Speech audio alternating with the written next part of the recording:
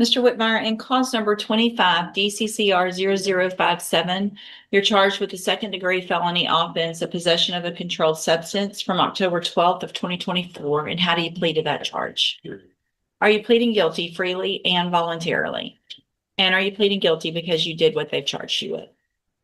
I have here on the tablet some documents that have your signature on them that the state's marked as exhibit number 1. Before you sign these, did you go over them with Mr. Rojas? And do you fully understand them? And do you understand, if I follow the agreement that you've made with the district attorney, that you'll be waiving or giving up any right to appeal? Do you also understand, if you're not a U.S. citizen, that a plea of guilty or no contest may result in your deportation, exclusion from admission to the country, or denial of naturalization under federal law? State tenders number 1. No objection. It's admitted. Is there any evidence that Mr. Whitmire is not competent? No, Your Honor. All right, sir, I'm going to find that you entered your plea of guilty freely and voluntarily, find that you're mentally competent and you understand the nature and the consequences of your plea, find sufficient evidence to find you guilty, and at this time find you guilty of possession of a controlled substance, sentence you in accordance with your agreement to a term of 3 years in the institutional division of the Texas Department of Corrections. You will receive credit on that for any time that you've been in custody that the law gives you the right to receive. I'm going to sign a dismissal as part of this plea agreement and clause number 25 DCCR 0056.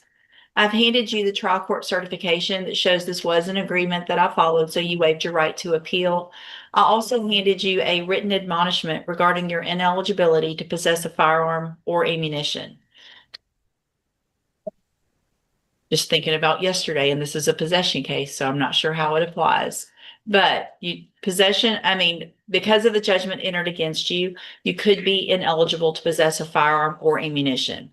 Possession of a firearm or ammunition could lead to charges against you. If you have any questions about the laws that make you ineligible to possess a firearm or ammunition, or about how long that lasts, you can talk with Mr. Rojas and read that document carefully. All right, you can go back with the bailiff. Thank you. See, and so am I going to have to start? And this is cause number 25 DCCR 1019. Mr. Harmon's charged with aggravated assault with a deadly weapon. And 26 DCCR 0385 charged with assault of a public servant. And what is the announcement? Yes, he wants trial. I've conveyed it. Is the offer, let's see. Judge, he had previously rejected 15. I re-urged that today. Okay. This is their first appearance with this newer charge Right. that was indicted in March. And my offer was for them to run concurrent. So 15 years in each to run concurrent. Yes, Your Honor. And so when we've gone over this before, Mr. Harmon, when it was just the one case, that if you're found guilty in either of these cases, the range of punishment would be that of a habitual offender, if that prior criminal history is correct, which means your minimum punishment would be 25 years in prison up to 99 years or life. And you understand that? Yes. And you understand the offer of that 15 years is now for both cases to run concurrently or at the same time. You understand? And you want to go forward on both of those cases to trial. Is that correct? Yes, I was wanting time though to hire an attorney. My people are gonna give me an attorney. So here's what I'm going to do, just because this has been going on for some time. Obviously, if you get an attorney hired, they can step in at any time. They need to do that as quickly as possible because I'm going to move your cases to the trial docket. Yes. Mr. LeBlanc will begin preparation for trial. And if they get someone hired, they'll substitute in. Otherwise, he will go ahead and be prepared when that trial day comes up. Okay. Okay. All right. And Judge, also that second case, I believe it could be, they try that and then you could turn around and try the next one as well. Yes, Judge, we'd be seeking to stack. So, Mr. Harmon, also, and I know you've gone over that with him as well, Mr. LeBlanc, that if you're found guilty in both of the cases, because those are different offense dates, that the cases could be stacked or run consecutively.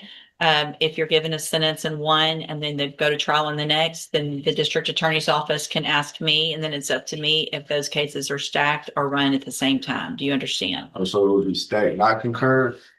Well, it would be up to me.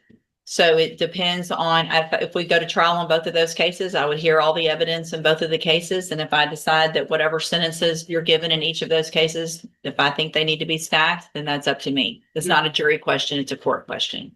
Okay, the plea agreement, if you wanted to enter a plea, is negotiated that they would run at the same time if you wanted to take the plea deal. Oh, okay. But if it goes to trial, then it becomes up to me if you're found guilty in both. Does that make sense? Yes, ma'am. Okay, and you want to go to trial? Yes, ma'am. All right, we'll get it set for trial. Then you can go back with the bailiff.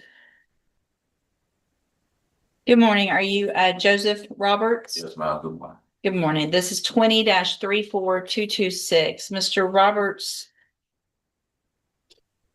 Looks like you were on probation for the felony offense of driving while intoxicated, and that you were placed on probation November 30th of 2020.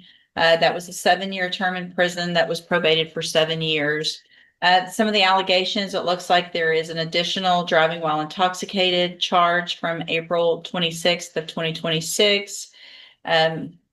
Curfew issue, operating a vehicle without an ignition interlock device, and then some minor fees.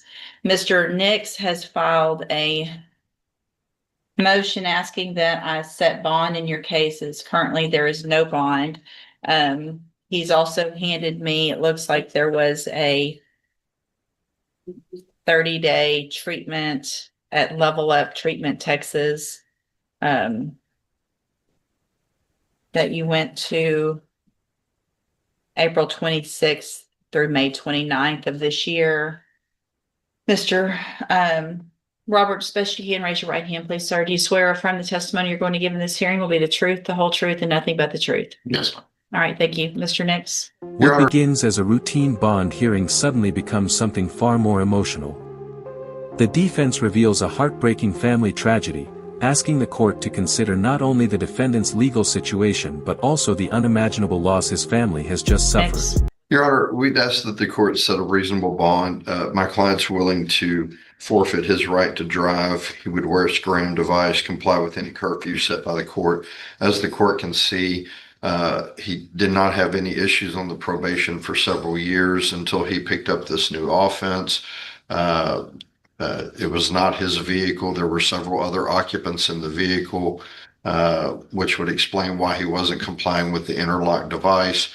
He obviously knows that he made a pretty terrible mistake. And if the court will acknowledge, just 3 days after his arrest, he voluntarily did a month of inpatient rehabilitation. Also, I'd like the court to take knowledge of, and although I didn't put it in my motion, I think we've made the court aware with the district attorney. His daughter was brutally murdered about 10 days ago now, somewhere around there. 2 weeks. About 2 weeks ago. Her daughter's his daughter's funeral is this Saturday. She was the victim of one of our homicides here in Beaumont out of a domestic violence situation with what appears to be a boyfriend or ex-boyfriend. He'd like to, be obviously on bail so that he can attend his daughter's funeral. He would adhere to any recommendations, anything that the court requires of him of his bond. He's also just been accepted into an IOP program where he will be doing counseling therapy for alcohol, substance abuse. As part of that program, they do random alcohol and drug tests. This is something that his insurance offered him after finding out about his daughter. So not exactly related to the DWI, but it's related to finding out that his daughter was murdered in the way she was murdered. He's taking advantage of that. Obviously, he doesn't want to have an episode where he falls off given what his family's going through. He is not the sole provider of his family, but he is the main provider of his family. They have 2 homes, one home that they live in, another home that they haven't been able to sell. So they have 2 mortgages to pay for and bills. Is that correct, Mr. Yes, sir.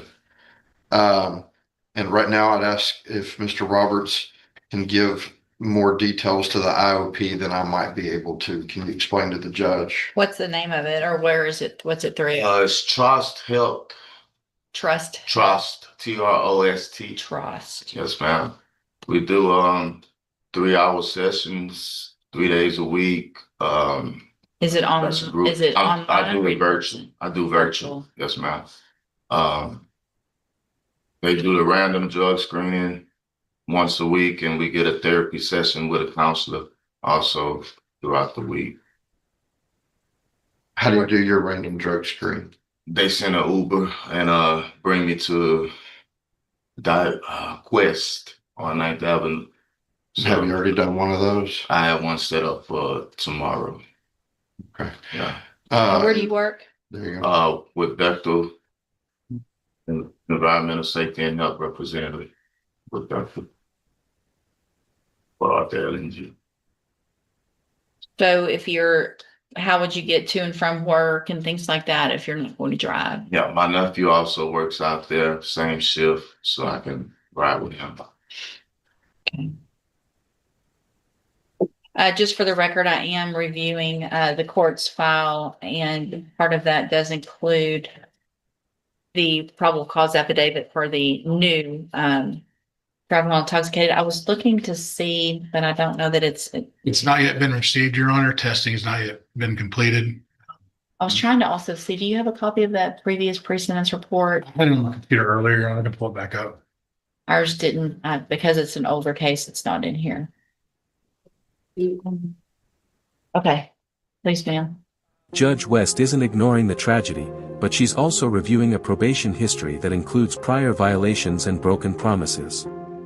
The question now is whether compassion can outweigh the risks of giving the defendant another chance.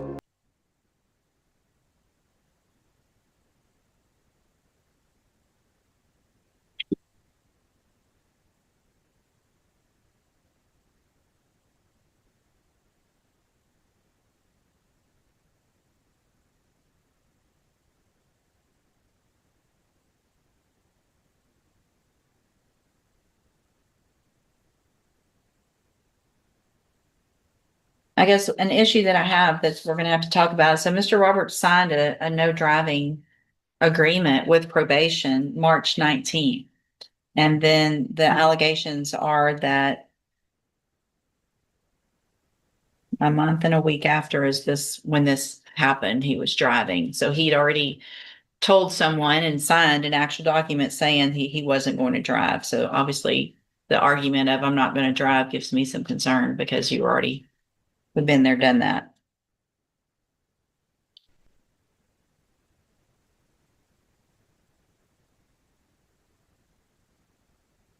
How many set of keys do you own? Man. No, to your No, car. oh, I have one, my wife now. For the same car? Yes, sir. We'd be willing to turn over both sets of keys. Wasn't driving his car on this date. Fair enough, Judge. So I'm not saying I'm not going to set it a bond, but these are the concerns that obviously there was something going on that I'm not quite sure about, but obviously there was something going on for there to be a no motor vehicle drive form Yes, ma'am. signed a month before. So there were some concerns already. I have previous PSI. from- Sounds like it's coming as well over here. Thank you, Mr. Nichols.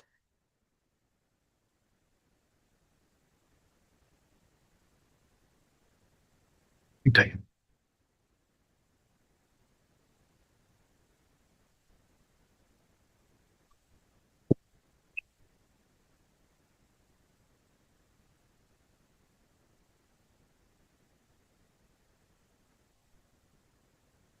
Mr. Nichols, what's your position? Judge, I'd reviewed Ms. Molfino's email correspondence with the court and with Mr. Nix talking about her position on this case. We are not opposed to a reasonable bond being set. Obviously, we have concerns, same as the court. This with is the defining moment of the hearing. Rather than choosing between mercy and accountability, Judge West attempts to balance both by granting bond while imposing some of the strictest conditions possible. Same as the court with the driving. I believe a SCRAM will take care of any concerns about substance abuse, but there's just not an easy way to be completely certain about the driving. Given the circumstances, given his willingness to do what he's already done and what he's going through, that's why the state does agree for a reasonable bond in this case, Your Honor. Okay, so Mr. Roberts, I want to make sure you understand, I'm going to set a bond, and if you make that bond, there'll be some very specific conditions. Some of those conditions are conditions you already have on the probation. At this point, I understand that you're going through something very traumatic in your life, which tends to lead for people who have substance abuse or alcohol issues for those to get worse. If you don't take advantage of this opportunity while you're out on bond, I can assure you, you're not going to get any opportunity. You're going to be back in jail and you're going to be looking at going to prison for the 7 years that you've already agreed to on that underlying case and who knows what on the other. So this is make it or break it going to prison type thing, even though it's just a bond. Do you understand? Yes, ma'am. So what I'm going to do is grant the motion to set a bond in cause number 20-34226. I'm going to set the bond at $25,000. I am going to order as a condition of that bond that you wear a SCRAM device at all times. If there is a positive alcohol screening, I will know about it. There will be a warrant. There will be no bond, and we'll be looking at that 7 years. It's that simple.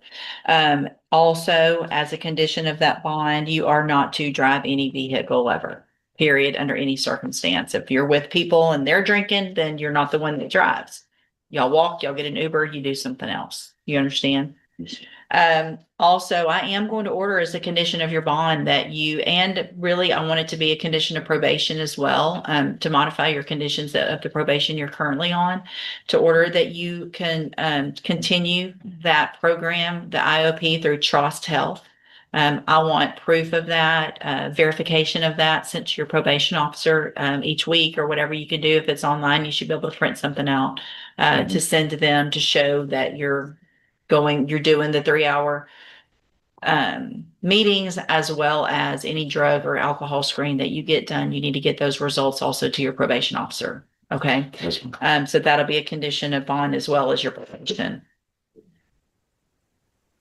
Any other conditions that I didn't cover? Those are the ones that I was concerned about. I think that'll cover it. Okay. All right. So what we'll do, if you make that bond, you'll have another court date set. Stay in touch with Mr. Nick. He'll let you know when you need to be back here and in court. And again, whatever you need to take care of to keep yourself doing the right thing, going through what you're going through, you need to make sure and get that done, because being in prison won't help the rest of your family. Okay. All right. Thank Yeah, you, Judge. yes, sir. I'll shoot a message over. to Thank you. I Townsend. appreciate it.